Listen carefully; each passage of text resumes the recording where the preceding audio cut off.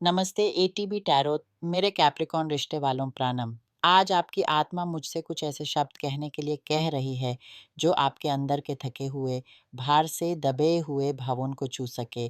सुनिए, बहुत समय से आप सुनते आ रहे हैं कि सब कुछ बेहतर होगा।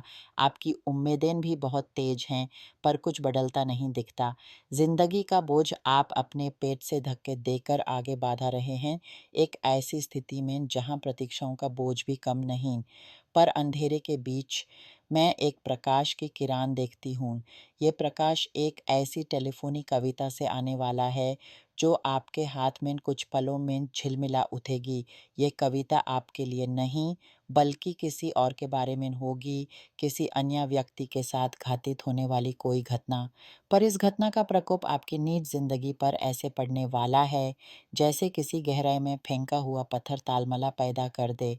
सोचिए, आप कितनी देर से अपने कंधों पर एक अजीब सी जिम्मेदारी उठाए हुए हैं।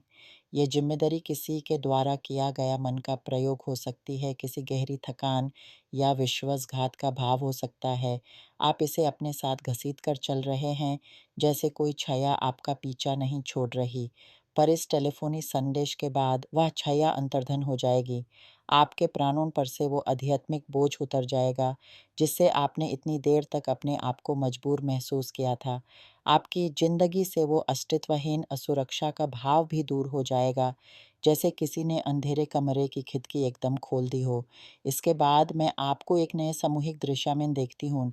आप कुछ लोगों के बीच बैठकर पैसे, संपत्ति या व्यावसायिक मुद्दों पर चर्चा कर रहे हैं। कुछ ऐसा है जो आपको बाँटना है या फिर दोबारा व्यवस्थित करना है। ये एक द्रष्टव्य बदलाव की ओर इशारा है। पर याद रहे, ये द्रष्टव्य परिवर्तन आपके साथ नहीं, बल्कि उसी अन्य व्यक्ति के साथ घटित होगा। उस परिवर्तन के पश्चात आप लोगों से मिलकर कुछ बांटेंगे और उसमें से आपको एक हिस्सा प्राप्त होगा, पर यह रास्ता इतना कोमल नहीं होगा। इस बांध में विवाद, कला और तनाव के भाव देखे जा सकते हैं। कोई ज़्यादा चाहेगा, कोई कम। जिम्मेदारियों का बांटना भी एक कठिन परिश्रम बनेगा। इस सब के बीच आप अपने वित्तीय और कार्य क्षेत्र को नए सिरे से संवारने की कोशिश में लगे हैं। कोई सरकारी सेवा या प्रशासनिक क्षेत्र से जुड़ी बदलती बहुत प्रभावशाली दिखाई दे रही है, पर इन सब के पीछे आपके मन के कोने में एक डर बैठा हुआ है। एक दोस्ती खो जाने का डर या एक प्रेम या अपनी रोजगार। ये डर आपके हृदय को कंपी दे रहा है। और क्यों? क्योंकि आप में से बहुत से लोग अति दृष्टिशाली हैं। आपकी आत्मा में एक अदृश्य शक्ति है, अंतर्दृष्टि या पूर्वाबोध। आप अम्बुज में भी जान लेते हैं कि क्या होने वाला है। इसलिए यह आहुति आपके मन में पहले से मौजूद है, जो आपकी चिंता का कारण बन रही है। आप हार का डर महसूस कर रहे हैं। पर मैं आपको क्या बताऊं मेरे प्यारे कैप्रिकॉर्न, जो होना है वो होकर रहेगा। वो टेलीफोनी कविता आप तक पहुंचेगी। उस अन्य व्यक्ति के साथ जो होगा उसकी जानकारी आपको मिलेगी, और उसके पश्चात आपका कुछ अन्य लोगों से एक अचानक मुलाकात होगा जहां कागजात पर हस्ताक्षर होंगे। ये दस्तावेज आपके लिए कुछ लाने वाले हैं। सुनिए, ये बुरी चीज़ नहीं है। जो कुछ भी प्रतिकूल होगा वो उस दूसरे व्यक्ति के साथ होगा, आपके साथ नहीं। आपके लिए तो शायद एक बड़ी जिम्मेदारी, क्षेत्र परिवर्तन या फिर वित्तीय लाभ की ओर इशारा है। हो सकता है ये कोई विरासत का मामला हो, कोई दायित्व जो आपको संभलना है। सोचिए, आपके कार्यस्थल पर जो प्रमुख हैं, अध्यक्ष हैं, संचालक हैं, उनके साथ कुछ ऐसा घटित होगा कि उनकी स्थिति बदल जाएगी। आप उनकी जगह लेंगे, पर इसे बुरा मत समझिए। ये परिवर्तन आपके लिए शुभ है, खासकर वित्तीय दृष्टि से, क्योंकि इस सब के पश्चात आपकी आर्थिक स्थिति में एक नई दिशा दिखाई देगी। हो सकता है कोई वकील आपको किसी विच्छेद या लीगल मामले के बारे में फ़ोन करे जिसमें आपको लगता था कि आप हारेंगे, पर ऐसा नहीं होगा। आपको अपना हिस्सा मिलेगा जो आपके लिए अनुकूल होगा। समझिए, विच्छेद का भावनात्मक पहलू दुखद है।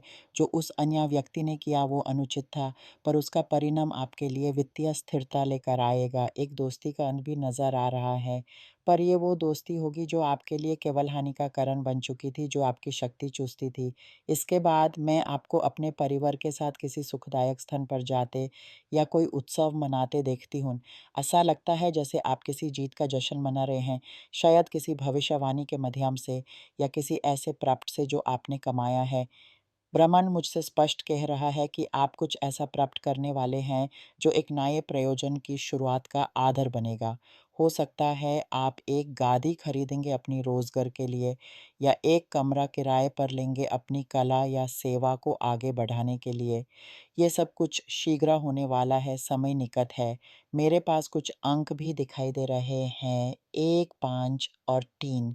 यह संख्याएँ आपके लिए कुछ सुहावी है। इन अंकियों से जुड़ा हुआ आपके जीवन में एक नया आर्थिक आगमन दिखाई दे रहा है, जो आपके नए सपनों की नींव रखेगा। आप में से बहुत लोग अपनी नौकरी छोड़कर अपनी इसी नई दिशा में पूरी तरह समर्पित हो जाएँगे।